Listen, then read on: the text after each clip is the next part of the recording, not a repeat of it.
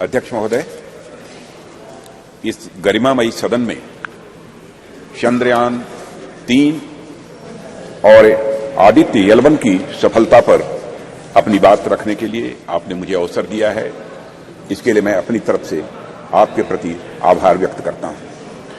अध्यक्ष महोदय, चंद्रयान 3 की सफलता हमारे लिए निश्चित रूप से एक बहुत बड़ी उपलब्धि है, जैसा आपने भी अभी अपने संबोधन में कहा है, क्योंकि एक तरफ दुनिया के कई ऐसे विकसित देश हैं जो हमसे कहीं अधिक साधन संपन्न होते हुए भी चांद पर पहुंचने के लिए अब भी प्रयासरत हैं, तो वहीं दूसरी तरफ बेहद सीमित संसाधनों से चांद के दक्षिण ध्रुव पर पहुंचने वाले हम दुनिया के पहले देश बन गए हैं। अध्यक्ष महोदय,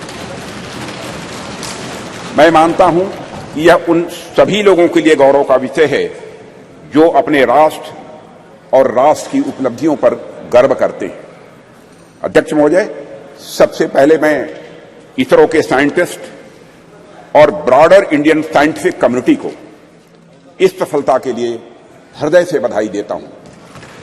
यह हमारे इसरो के वैज्ञानिकों की बौद्धिक क्षमता, उनकी लगन और राष्ट्र के विकास के प्रति उनके समर्पण का ही यह प्रतिफल है। अध्यक्ष महोदय, ऐसा मैं मानता हूं कि हमारा राष्ट्र आज विज्ञान की दुनिया में अग्रणी राष्ट्रों की पंक्ति में आकर खड़ा हो गया है। आज केवल मुझे ही नहीं, बल्कि सरकार को ही नहीं, बल्कि सदन को ही नहीं, बल्कि पूरे राष्ट्र को अपने देश के वैज्ञानिकों पर गौरव की अनुभूति हो रही है। अध्यक्ष महोदय, मैं एक विज्ञान का छात्र रहा हूं, मैं फिजिक्स का शिक्षक भी रहा हूं। यहां पर मौजूद हमारे कई ऐसे साथी हैं जो साइंस बैकग्राउंड से हैं और उन्हें मैं अच्छी तरह जानता हूं। हम सभी यह बात जानते हैं कि स्पेस साइंस विज्ञान का है कि एक फ्रंटियर एरिया हुआ करती है। अध्यक्ष महोदय, जिस पर artificial intelligence, quantum physics, astrophysics और जेनेटिक्स विज्ञान के फ्रंटियर एरियाज हैं, और उसी प्रकार स्पेस साइंस भी एक विज्ञान की फ्रंटियर एरिया है। और इस एरिया में प्रगति करने के लिए अध्यक्ष महोदय, निश्चित तौर पर हमें एक टॉप क्लास साइंटिफिक इकोसिस्टम चाहिए होता है, और हमें उच्च गुणवत्ता वाली शिक्षा भी चाहिए और उच्च गुणवत्ता के हमें शिक्षक भी चाहिए, एजुकेशनल इंस्टीट्यूशंस भी चाहिए। अध्यक्ष महोदय, इंडस्ट्री चाहिए होती है जो साइंटिफिक प्रोडक्ट्स का निर्माण कर सके, ऐसी हमको इंडस्ट्रीज भी चाहिए। अध्यक्ष महोदय, कहने का मेरा अर्थ यह है कि अगर चंद्रयान 3 ने चंद्रमा पर अपने कदम रखे हैं, तो यह एक और इसरो की सफलता तो है ही, साथ ही यह इस बात का भी द्योतक है कि हमारे देश का साइंटिफिक इकोसिस्टम, जिसमें करोड़ों करोड़ों भारतीयों ने जाने अनजाने अपना योगदान दिया है, वह अपनी आज शेप ले रहा है। यह दिखाता है कि हमारे स्कूल्स, हमारे कॉलेजेस और यूनिवर्सिटीज में साइंस की पढ़ाई बेहतर हो रही है और हमारी इंडस्ट्रीज भी अच्छी गुणवत्ता वाले प्रोडक्ट्स और सप्लाई कर रही हैं। अध्यक्ष महोदय, हमें अच्छे स्टूडेंट्स, अच्छे टीचर्स और रिसर्चर्स आज मिल रहे हैं, इसलिए आज हम किसी उपलब्धि तक पहुंचते हैं तो उसके लिए वे सभी बधाई के पात्र हैं। अध्यक्ष महोदय, जिन्होंने इस यात्रा में अपना किसी भी प्रकार का सहयोग दिया है और राष्ट्र के भीतर साइंटिफिक टेम्परामेंट को जन्म दिया है। और अध्यक्ष महोदय, जब मैं यहां साइंटिफिक टेम्परामेंट की बात कर रहा हूं, तो उससे मेरा मतलब कुछ वैज्ञानिक उपकरणों के, कुछ साइंटिफिक ऑपरेटर्स के केवल डेवलप कर लेने भर से नहीं है, यह हमारे कहने का तात्पर्य नहीं है। साइंटिफिक टेम्परामेंट की मैं बात कर रहा हूं, तो साइंटिफिक टेम्परामेंट से मेरा आशय यह है कि वैज्ञानिकता और तार्किकता ये दोनों हमारी सोच में हो, वह हमारे बात और हमारे व्यवहार में हो, और वह हमारे स्वभाव में भी हो। आवश्यक नहीं हम जब विज्ञान का विषय पढ़ें तभी हम साइंस से दो चार हों, बल्कि हम आर्ट्स, म्यूजिक और साथ ही साथ एस्थेटिक्स भी पढ़ें तो हम उसमें भी साइंटिफिक अप्रोच रख सकें। मैं इस साइंटिफिक टेम्परामेंट की यहां पर अध्यक्ष महोदय बात कर रहा हूं, और हम सब इस संबंध में बड़े भाग्यशाली हैं अध्यक्ष महोदय कि यह टेम्परामेंट प्राचीन काल से ही हम भारतवासियों को विरासत में मिला हुआ है। आप देखें, चाहे हमारे प्राचीन ग्रंथ वेद हों या फिर उपनिषद देख लें या फिर स्मृति ग्रंथ देख लें, सर्वत्र आपको विज्ञान या फिर विज्ञान से युक्त विचारों के दर्शन करने को मिलेंगे।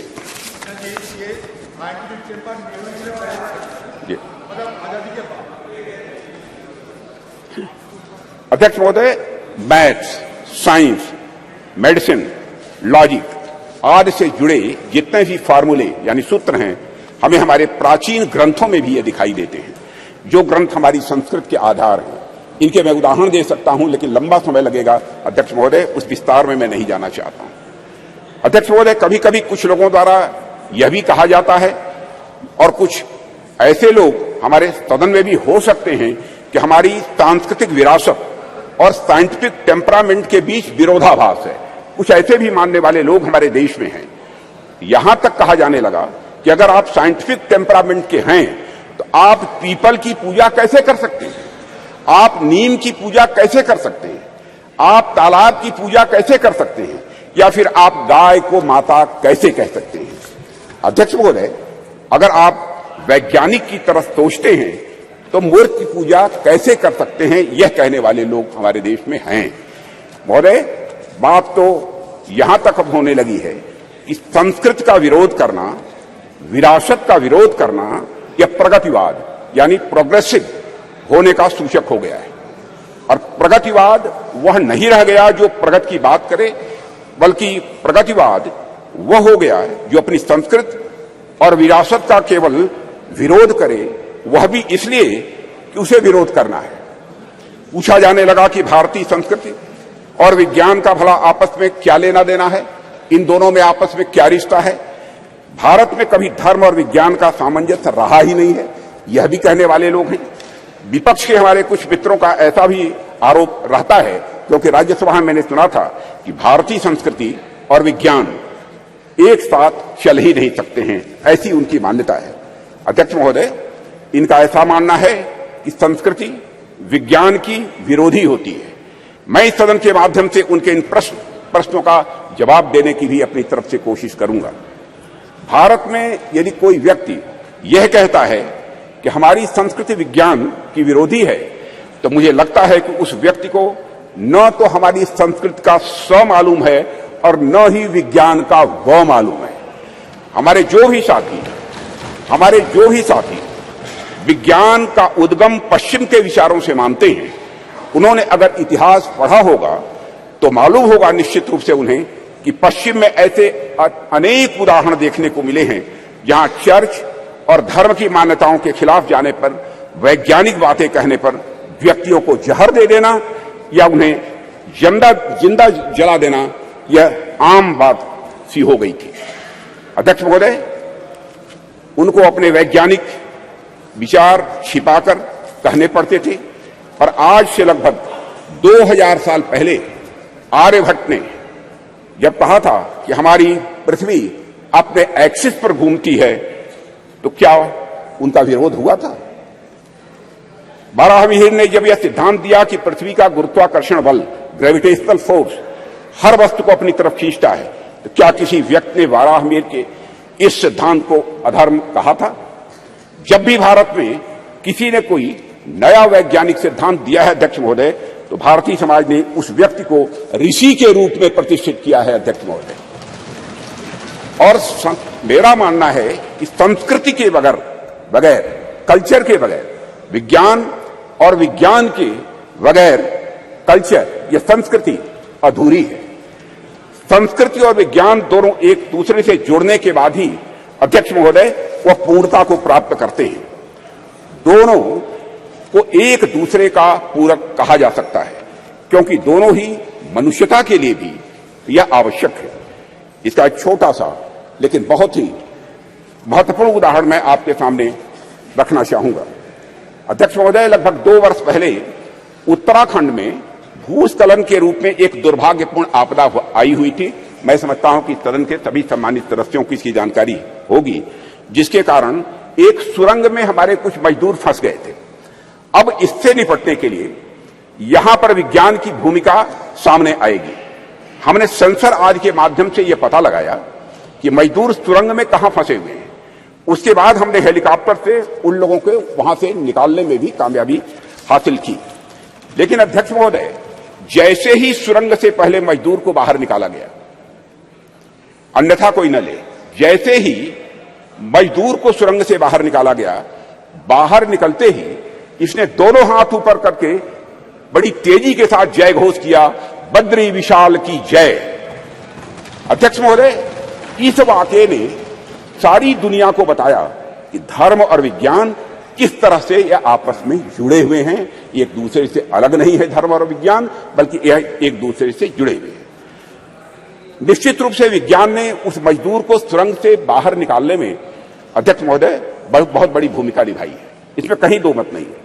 लेकिन उन मजदूर बंधुओं को सुरंग के भीतर जिसने जिजीविषा की शक्ति प्रदान की, जिसने साहस प्रदान किया, जिसने मनोबल प्रदान किया, जिसने आखिरी समय तक प्रयास करते रहने की शक्ति प्रदान की, वह और कुछ नहीं, हमारा सांस्कृतिक विश्वास ही था अध्यक्ष महोदय, जिसने कि यह संबल उन्हें प्रदान किया। अध्यक्ष महोदय, वह हमारी कल्चर, वह हमारी संस्कृति ही थी जिसने सुरंग में फंसे उस मजदूर को यह भरोसा दिलाया कि वह इस संकट से बचकर निकल जाएगा, उसके ईश्वर इस संकट से उसे निकाल लेंगे, यह उसका विश्वास था, भरोसा था। अध्यक्ष महोदय, हमारी आस्था, हमारी संस्कृति इनक्लूसिव नेचर की है, समावेशी यह स्वभाव की है। हमारा सांस्कृतिक राष्ट्रवाद हमें अखिल मानवता के बंधुत्व का पाठ पढ़ाता है। हम सबने देखा कि जियो पॉलिटिकल दृष्टि से काफी कठिन जो वैश्विक परिस्थितियों के बावजूद हम G20 समिट का हमारे प्रधानमंत्री नरेंद्र मोदी जी के नेतृत्व में हम सफल आयोजन कर सके एवं न्यू दिल्ली डिक्लेरेशन पर भी हम कंसेंसस जुटाने में पूरी तरह से कामयाब रहे। अध्यक्ष महोदय, इसके पीछे हमारे प्रधानमंत्री द्वारा हमारी प्राचीन ज्ञान परंपरा से दिया गया संदेश है, जिसमें पूरी मानवता को एक सूत्र में बांध दिया है। प्रधानमंत्री जी ने ही कहा था, one world, one family, one future. Bharat का यही विश्वास, भारत का यही बंधुत्व का भाव प्रधानमंत्री जी ने G20 की सफलता पर भी मुखरित किया, जब उन्होंने यह कहा था कि यह केवल भारत की सफलता नहीं है, बल्कि पूरे विश्व की यह सफलता है। अध्यक्ष महोदय, विज्ञान तो वैल्यू न्यूट्रल होता है। यह वैल्यू न्यूट्रल क्या है, मैं आगे इसको विस्तार में बताने की कोशिश करूंगा। चंद्रयान जैसे अंतरिक्ष यान हो, या परमाणु के भीतर छिपी शक्ति हो, या फिर डीएनए एडिटिंग की टेक्नोलॉजी हो, विज्ञान हमेशा यह मूल्य निरपेक्ष होता है, यानी वैल्यू न्यूट्रल होता है।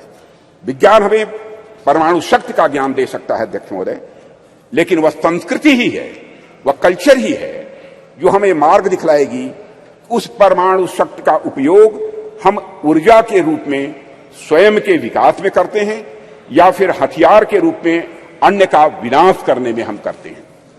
कहते हैं, with great power comes great responsibility. इसलिए जैसे जैसे हमारी शक्ति बढ़ती जाती है अध्यक्ष महोदय, वैसे वैसे हमारे संस्कारों का महत्व भी स्वाभाविक रूप से यह बढ़ता जाता है। प्रारंभ में मानव के पास बहुत सारे विकसित हथियार नहीं थे, ऐसे में यदि उससे कुछ नुकसान भी होता था तो बहुत बड़े पैमाने पर नहीं होता था। पर अध्यक्ष महोदय, आज जब मानव के पास परमाणु शक्ति आ गई है और मानव ने चंद्रमा तक पहुंचने के भी रास्ते खोज लिए हैं, तब ऐसी शक्तियों का दुरुपयोग भी उसी पैमाने पर संभव है। इस संभावना को भी नकारा नहीं जा सकता है। इसे मैं एक उदाहरण के माध्यम से इस सदन के समक्ष रखना चाहूंगा।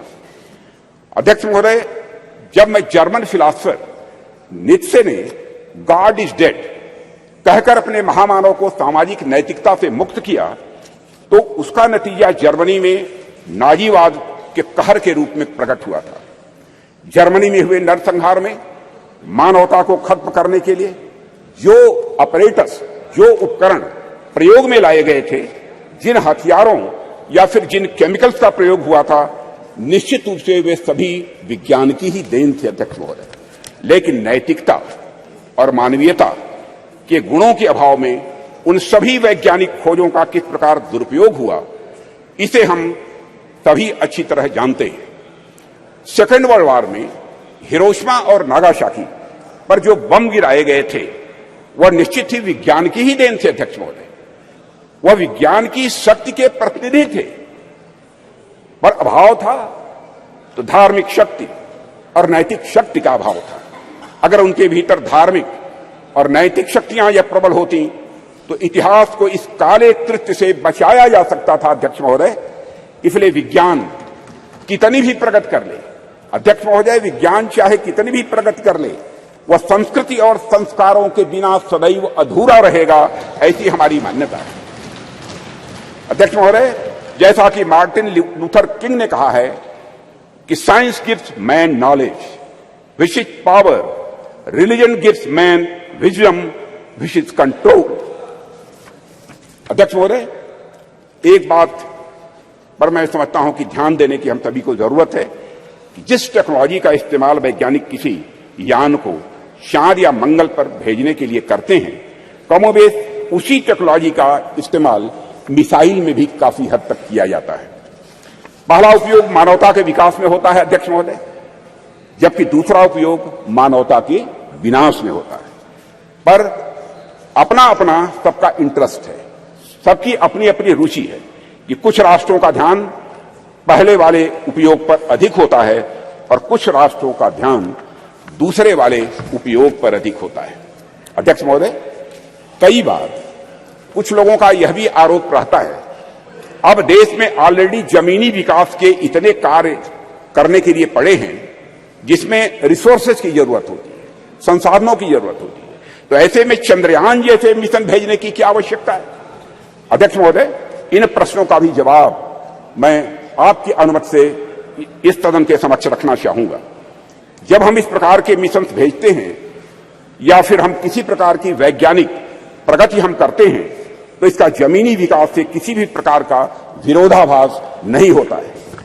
हम यदि स्पेस रिलेटेड कोई भी मिशन भेजते हैं तो बाहरी तौर पर दिखने में सिर्फ स्पेस से रिलेटेड यह लग सकता है हम सबको, लेकिन वास्तव में उसका प्रभाव आम जनमानस पर भी पड़ता है। इस सच्चाई को भी नकारा नहीं जा सकता है। अध्यक्ष महोदय, हमारे ये स्पेस प्रोग्राम्स भारत का तो नाम रोशन करते ही हैं, लेकिन साथ ही साथ इन मिशंस का जो बहुआयामी उपयोग होता है उसका प्रभाव आम जनता के ऊपर भी बहुत ज्यादा पड़ता है। स्पेस मिशंस हमें अनेक प्रकार से सहायता प्रदान करते हैं, जैसे यदि हम इसके माध्यम से रेनफॉल पैटर्न यानी वर्षा होने का जो पैटर्न है इसका बेहतर प्रेडिक्शन यदि कर रहे हैं तो हमारे किसान बंधु बांधवों के लिए फायदेमंद आज हो रहा है। यदि हम इसके माध्यम से चक्रवात, साइक्लोन को यदि हम प्रेडिक्ट करते हैं तो हमारे कोस्टल एरियाज में रह रहे लोगों के लिए भी अध्यक्ष महोदय यह लाभदायक हो। इस प्रकार के प्रेडिक्शंस हमारे मछुआरों के लिए लाभदायक सिद्ध होंगे। यह तो मैंने एक दो उदाहरण केवल दिए हैं अध्यक्ष महोदय। बाकी स्पेस एप्लीकेशन से डेवलपमेंट में जो मदद मिलती है उससे भी मैं समझता हूं सदन के अधिकांश सदस्य अच्छी तरह परिचित होंगे। इन सबसे भी महत्वपूर्ण बात यह होती है कि जब भी हम इस प्रकार के मिशन स्पेस में या फिर चंद्रमा और सूर्य की ओर भेजते हैं तो सुदूर गांव में बैठे किसी बच्चे के मन में साइंटिफिक टेम्परामेंट स्वाभाविक रूप से जगता है और उसके भीतर भी इस बात की अलख जगती है अध्यक्ष महोदय कि वह भी आगे चलकर कुछ ऐसे ही करेगा।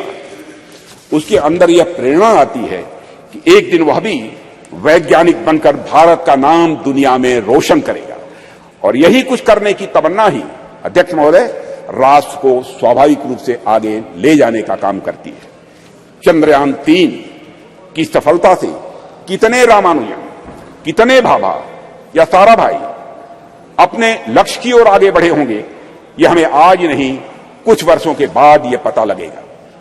अध्यक्ष महोदय, हमारे प्रधानमंत्री मोदी जी के नेतृत्व में हम संस्कृति और विज्ञान दोनों को समान रूप से महत्व देते हुए आगे बढ़ रहे हैं, और ऐसा बिल्कुल भी नहीं ऐसा बिल्कुल भी नहीं है कि यदि हम एक को महत्व दे रहे हैं तो दूसरे का महत्व कम हो जाएगा।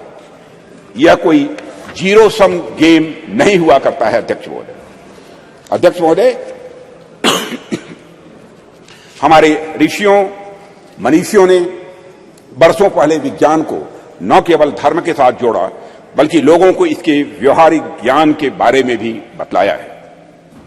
उनका मानना था यदि विज्ञान को सुव्यवस्थित ढंग से संवार कर मनुष्य के वेलफेयर के लिए, उनके कल्याण के लिए लगाया जाए तो स्वाभाविक रूप से वह अपने आप धर्म बन जाता है।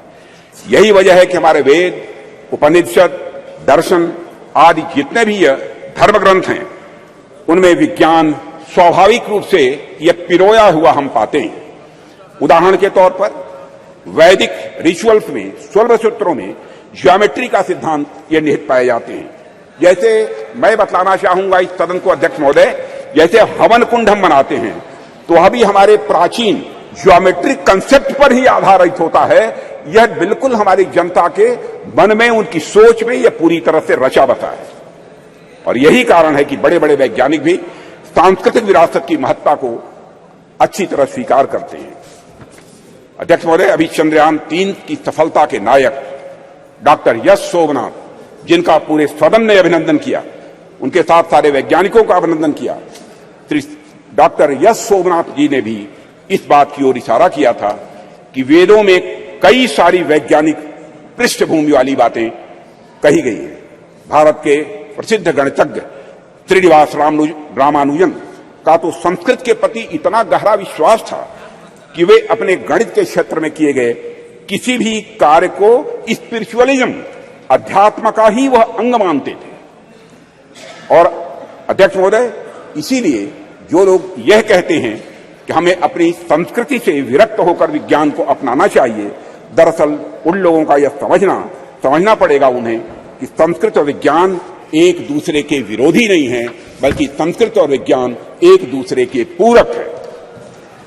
अध्यक्ष महोदय, मैं देश का रक्षा मंत्री हूं, रक्षा मंत्रालय का दायित्व मेरे ऊपर है और देश की सुरक्षा का कार्यभार देख रहा हूं। जब मैं यहां आ रहा था तो मैं रास्ते में मैंने सोचा कि चंद्रयान 3 की सफलता को देश के रक्षा मंत्री होने के नाते मैं किस नजरिए से देखता हूं, इस पर भी मैंने अपनी कुछ बातें आपके सामने में रखना चाहूंगा। मैं अपनी बात पर आऊं इसके लिए मैं आपको थोड़ा पीछे भी ले जाना चाहूंगा अध्यक्ष महोदय, और कुछ एक उदाहरण भी इस सदन के समक्ष आपके माध्यम से रखना चाहूंगा। आप सभी सदन के लोग अच्छी तरह अवगत हैं कि कुछ ही समय पहले हमारे प्रधानमंत्री मोदी जी ने के प्रयासों से काशी तमिल संगमम का भव्य और सफल आयोजन किया गया था। उसके कुछ समय बाद ही सौराष्ट्र तमिल संगमम का भी आयोजन उनके द्वारा किया गया था। अध्यक्ष महोदय, इसके पहले का एक और उदाहरण देखिए कि सरकार के प्रयासों से कैसे उज्जैन में बाबा महाकाल के क्षेत्र में भव्य कॉरिडोर का निर्माण किया गया। विश्व की प्राचीनतम नगरी ज्ञान नगरी काशी में बाबा विश्वनाथ धाम के परिसर के पुनरुद्धार का काम भी वहां पर किया गया। प्रधानमंत्री मोदी जी ने बाबा विश्वनाथ के चरणों में श्रद्धा के सुमन अर्पित किए अध्यक्ष महोदय। और राम मंदिर का एक और उदाहरण इसके साथ ही अध्यक्ष महोदय में देना चाहूंगा। जो रामचंद्र जी देश के जनमानस में निवास करते हैं, उन राजा जी को अयोध्या में निवास करना कितना मुश्किल कार्य हो गया था। जाने कितनी पीढ़ियां इस प्रतीक्षा में ही निकल गई कि रामलला के मंदिर का निर्माण कभी होगा कि नहीं होगा। सैकड़ों वर्षों से राम मंदिर बनने का सपना पाले बैठे उन भक्तों ने इसे बस एक सपना भर ही मान लिया था, कभी न पूरा होने वाला सपना ऐसा मान लिया था। पर माननीय प्रधानमंत्री जी के नेतृत्व में सरकार का प्रयास देखिए अध्यक्ष महोदय कि आज अयोध्या में राम मंदिर के निर्माण का कार्य बड़े जोर शोर के साथ चल रहा है। और अध्यक्ष महोदय, राष्ट्र में सांस्कृतिक उत्कर्ष के एक नए युग का प्रारंभ हुआ है। राष्ट्र के प्रयासों से भगवान राम अपने नए अवतार में जल्द ही जनता के सामने होंगे और यह भारतवासियों की, मैं समझता हूं, एक बहुत बड़ी, बहुत शानदार यह उपलब्धि होगी अध्यक्ष महोदय। अध्यक्ष महोदय, इस प्रकार के कुछ और उदाहरण देखिए। गंगा जैसी अनेक नदियों का पुनरुद्धार किया गया। हम देशव्यापी अभियान चलाकर हम गंगा, यमुना और नर्मदा जैसी नदियों की सफाई और उनके संरक्षण का कार्य कर रहे हैं। ऐसे ही अनेक उपक्रम सरकार द्वारा किए जा रहे हैं जो हमारी संस्कृति और परंपरा से जुड़ी चीजों को सहेजने और सुरक्षित रखने का वो काम कर रहे हैं। अध्यक्ष महोदय, आप सभी राष्ट्र के उपयुक्त विकास के लिए अनेक प्रकार की सुरक्षा से भी मैं समझता हूं सदन के सम्मानित सदस्य अच्छी तरह अवगत होंगे। आप सभी सीमा सुरक्षा, आर्थिक सुरक्षा, सामाजिक सुरक्षा, खाद्य सुरक्षा, ऊर्जा सुरक्षा और पर्यावरण सुरक्षा के बारे में मैं समझता हूं हम सभी समय समय पर चर्चा भी करते रहते हैं। अब तो पूरी हिम्मत है, पूरी हिम्मत है, पूरी हिम्मत है, पूरी हिम्मत है।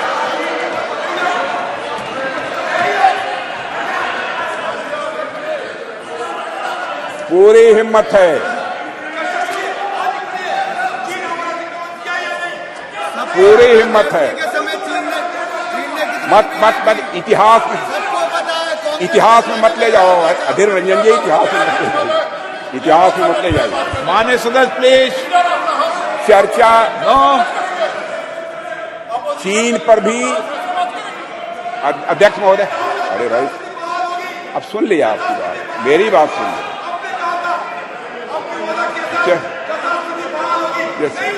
माननीय सदस्य आपको मौका देंगे जब आप बोलना, सबको पर्याप्त समय पर्याप्त अवसर मिलेगा। और मैं बतलाना चाहता हूं अध्यक्ष महोदय, मैं बीच में कहीं पर अपने को डिबेट नहीं करना चाहता हूं। मैं चर्चा करने को तैयार हूं और सीना चौड़ा करके मैं चर्चा करने के लिए। अध्यक्ष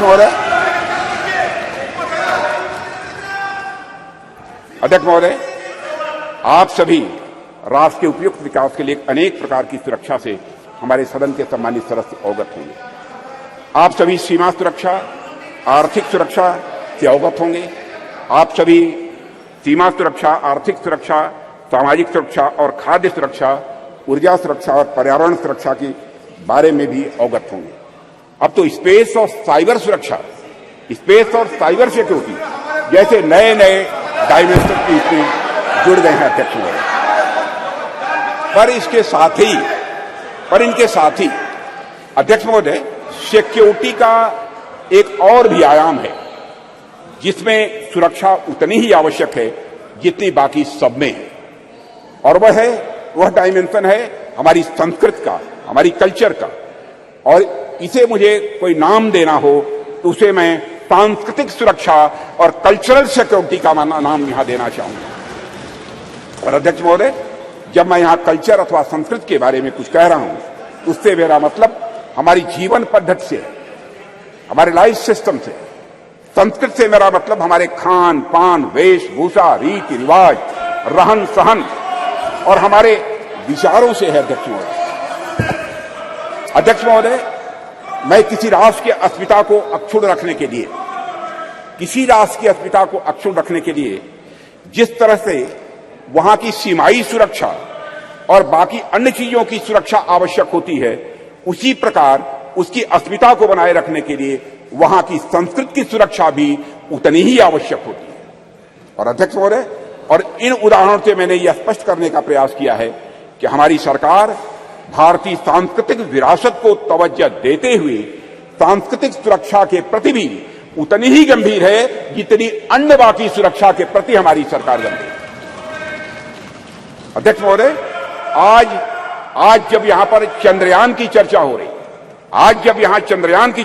है, तो मैं सांस्कृतिक पुनर्जागरण के इन उदाहरणों को आपके सामने क्यों रख रहा हूं। अध्यक्ष महोदय, वैसे तो ये दोनों निश्चित रूप से अलग अलग विषय हैं, इसमें कहीं दो मत नहीं है, पर ध्यान से देखेंगे तो यह सदन के सभी सम्मानित सदस्य यह पाएंगे कि इनके भीतर एक गहरा संबंध है, इन दोनों के बीच एक गहरा रिश्ता है। अध्यक्ष महोदय, विश्व का इतिहास उठाकर कोई देखे तो आप पाएंगे कोई भी ऐसा राष्ट्र नहीं है, कोई भी ऐसा समाज नहीं है जिसने सांस्कृतिक पुनर्जागरण के बिना आर्थिक, सामाजिक, राजनीतिक और वैज्ञानिक प्रगति की हो दुनिया में कोई देश नहीं मिलेगा। जब तक संस्कृति समाज को जीवंत नहीं करती, उन्नत नहीं करती, उसे एक दिशा नहीं देती, तब तक समाज जड़ बना रहता है। और अध्यक्ष महोदय, अगर हम और आप अपनी गरिमा, अपनी आगामी पीढ़ी को यही बताएंगे कि अब तक हमारा जितना वैज्ञानिक विकास हुआ है वह केवल बाहर देशों के ज्ञान की नकल पर ही हुआ है, तो क्या हम अपने बच्चों को इस क्षेत्र में किसी भी सूरत में आगे बढ़ा पाएंगे? धीरे हमारे अंग्रेजों ने अगर हमें अब तक यही पढ़ाया हो कि हमारा सारा का सारा ज्ञान दूसरे देशों की कॉपी भर है, उनकी नकल भर है, तो क्या श्री डॉक्टर सोमनाथ एवं इसरो के अन्य वैज्ञानिक भारतीय ज्ञान के बल पर अध्यक्ष महोदय कभी चांद तक पहुंचने का सपना शायद वह कभी न देख पाते? अगर उन्हें इस बात का विश्वास हुआ, अगर उनके मन में संकल्प जगा, तो इसलिए कि उन्हें मालूम था कि उनके पूर्वज आर्यभट्ट थे, उनके पूर्वज वराहमिहिर थे, उन्हें मालूम था कि उनके पूर्वज भास्कराचार्य थे, उनके पूर्वज ब्रह्मगुप्त थे और उनके पूर्वज सवाई जय सिंह थे। अध्यक्ष महोदय, इसलिए उनको यह प्रेरणा प्राप्त हुई। अध्यक्ष महोदय, हम सोचें कि एक बच्चा है जिसे समाज की प्रगति में केवल विदेशी नाम पढ़ाए जा रहे हैं, दूसरा बच्चा है जिसे ऐसे नाम पढ़ाए जा रहे हैं जो उसके अपने समाज से रहे। ऐसे में किस बच्चे से आप अधिक कॉन्फिडेंस और मनोबल की उम्मीद करेंगे? यह स्वाभाविक है अध्यक्ष महोदय कि वैसे तो मुझे बाहरी नामों से कोई इतराज नहीं है अध्यक्ष महोदय, ज्ञान विज्ञान में उनका भी महत्वपूर्ण योगदान है, यह भी मैं स्पष्ट करना चाहूंगा। पर हमारे बच्चों के मन मस्तिष्क में केवल और केवल बाहरी नाम यदि छाए रहे, तो ऐसी स्थिति में बच्चा अपने बल पर समाज के विकास के सपने को जीवन में कभी नहीं देख सकता है।